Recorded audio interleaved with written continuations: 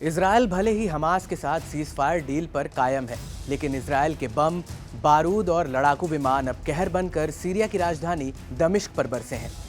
Israel के लड़ाकू विमानों ने सीरिया की राजधानी के दक्षिण में एक शहर पर हवाई हमला कर उसे दहला दिया है।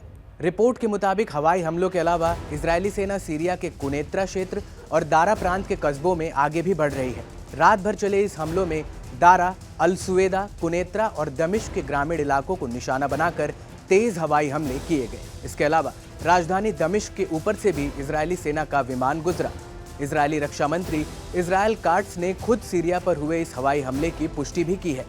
इजरायली सेना ने बताया कि आईडीएफ ने दक्षिणी सीरिया में सैन्य ठिकानों पर हमला किया, जिसमें कमांड सेंटर और हथियार रखने वाली कई जगहें शामिल थी।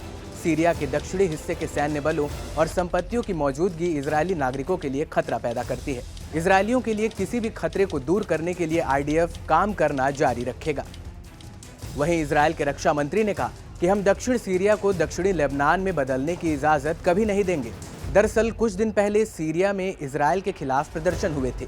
सीरियाई नागरिकों ने मांग की कि इजरायली सेना सीरिया से वापस जाए, क्योंकि असद के पतन के बाद से इजरायल सेना सीरियाई क्षेत्र पर कब्जा कर रखा था। इजरायल का मानना है कि अगर सीरिया सेना के हथियार एसटीएस के लड़ाकों को मिल गए तो वो इनका इस्तेमाल इजरायल पर हमला करने के लिए कर सकते हैं। और इसी कड़ी में इजरायल के प्रधानमंत्री बेंजामिन नेतन्याहू ने हाल ही में कहा था कि इजरायल दक्षिणी सीरिया में एसटीएस या देश के नए शासकों के संबंध में किसी भी अन्य ताकत की उपस्थिति को बर्दाश्त नहीं करेगा।